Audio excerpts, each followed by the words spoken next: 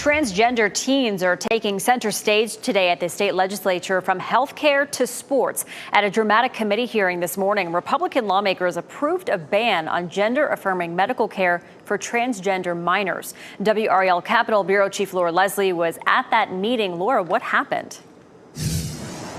Michelle, Republican leaders only allowed one speaker per side at that meeting, and that left a lot of people who showed up today feeling like their voices were not heard.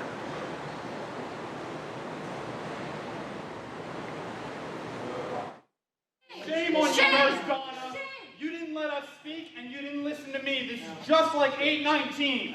You put your name on this, you better read it, and you better stand by it. Transgender people and their advocates walked out of the committee today as House lawmakers approved a ban on all gender-affirming medical care for transgender teens at public hospitals or healthcare facilities. That includes puberty blockers, hormone treatment, and surgical gender reassignment. Representative Tim Reeder is a doctor. He said he has compassion for the difficulties that trans youth face, but said state dollars should not be spent on transitioning. I know of no definitive evidence that these interventions, and I don't like to call them treatments, these interventions are beneficial in the long term, and certainly not for children. Oh, there are plenty of studies. There's plenty of evidence-based studies. You can look at the literature. You can look at the evidence-based guidelines. You can just look up WPATH, which is the actual guidelines that provide appropriate, evidence-based, gender-affirming care. Vicki Fowler is also a doctor. She's a family doctor who cares for LGBTQ patients, and she also has a transgender daughter, Grace, who transitioned 8 years ago. She says gender-affirming care helped her daughter overcome her depression and find happiness. Later today, the Senate will vote on a bill that would ban transgender girls from girls' sports teams in high school and college. And tomorrow, a Senate committee will hear a different ban on surgical treatment for transgender teens in any hospital in the state. The American Medical Association and the American Academy of Pediatrics are both opposed to any medical bans. Michelle? All right, Laura Leslie live for us this noon. Thanks, Laura.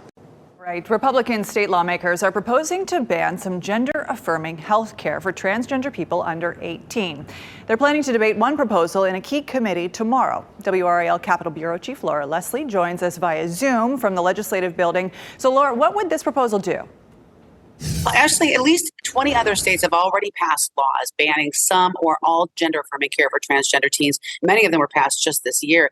That can include puberty blockers, hormone therapy, and even counseling, as well as surgery. In the final days of this session, legislators here have decided to jump on that bandwagon, too. So a bill in House Health tomorrow would ban any UNC hospital or other public hospital from providing any type of gender-affirming medical care. It would also apply to any health care provider, working for UNC or state and local government or otherwise receiving state dollars. They would not be legally allowed to provide gender-affirming surgery of any kind or puberty blockers or hormone therapy, even with a parent's consent. Now, it does make exception for minors with a genetic disorder or those who are born intersex or who need the surgery for a physiological problem. Okay. And now what about the other ban that's expected to be heard in the Senate Health Committee? Right. There's two of those. So the second one we'll hear Wednesday.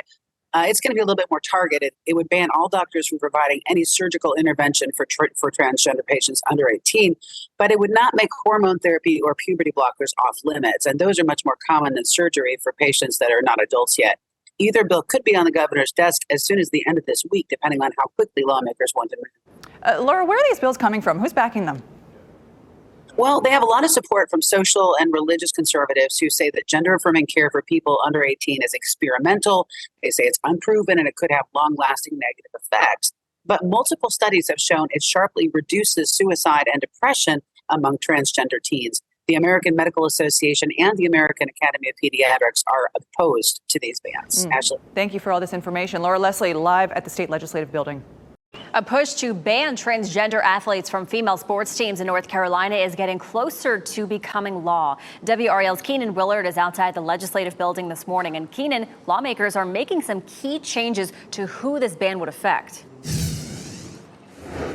Right, and it is expected to take another step here at the North Carolina Senate towards becoming NC law. This is going to be House Bill 574.